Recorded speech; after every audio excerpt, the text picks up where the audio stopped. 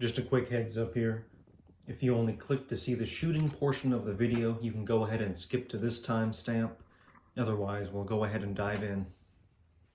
Hello everyone. Today we are looking at an incredible piece of early 20th century engineering, the Swiss Schmidt Rubin Model 1911 long rifle, or G11. The G11 is really the final iteration of the original Schmidt Rubin design, as the later K31, while maintaining the overall function of the Schmidt Rubin, was really a complete overhaul of the design. Before anyone asks, yes, these are in fact dummy rounds.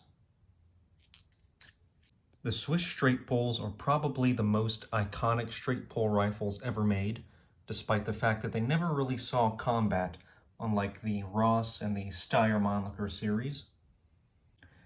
The Schmidt Rubin carries over the front end of the bolt from the older black powder Vetterli rifles, but used a new bolt shroud that allows for its straight pull movement.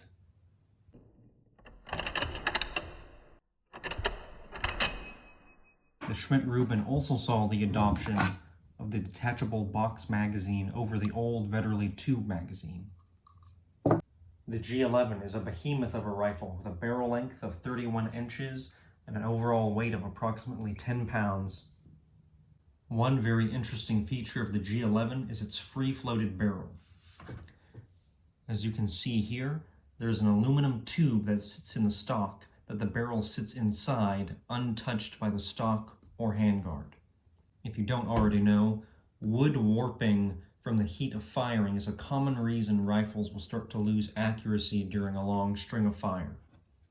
This, combined with the long sight radius of the G11, means it should be a very accurate rifle. We'll see if that's true in a minute. The trigger on the G11 is excellent. It's a long 2-stage with a crisp 2-pound break.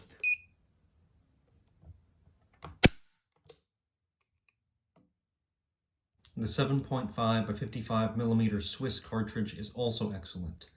It fires a 174 grain full metal jacket bullet at a little over 2,600 feet per second from the 31-inch barrel. Pretty good ballistics for a 112-year-old cartridge. It should be noted that we'll be shooting PPU ammo, not surplus GP11. Everyone seems to think the PPU ammunition is less accurate, but I think you'll be pleasantly surprised. It went ahead and set up for 600 yards on a 12-inch plate. It was a fairly windy day. A crosswind was blowing right to left across the target at about 20 miles an hour. To accommodate for this, we held the left edge of the front post on the right edge of the target. If you've never shot a 12-inch plate at 600 yards with iron sights, yes, it is a very, very small target to see. My spotter and longtime shooting partner, my 67-year-old dad, took a 3-shot group using a 6 o'clock hold right at the base of the target to see how close the sights were as far as elevation. Now the sights on the G11 are set up for meters, not yards, so as expected his group was a little high, but look at the size of it. The horizontal dispersion looks to be 8-10 inches, and remember that's with a strong crosswind and still well under 2 MOA. Now look at the vertical dispersion.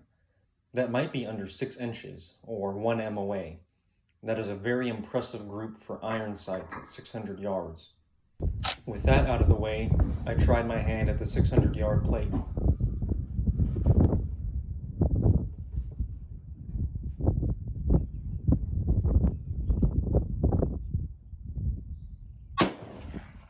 My first shot, I over-adjusted for elevation and hit low.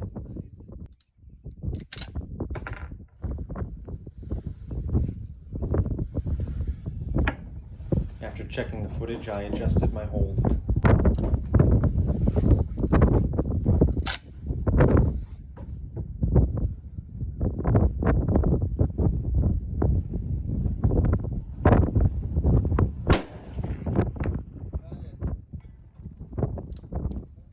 My second shot, perfect elevation and a solid hit.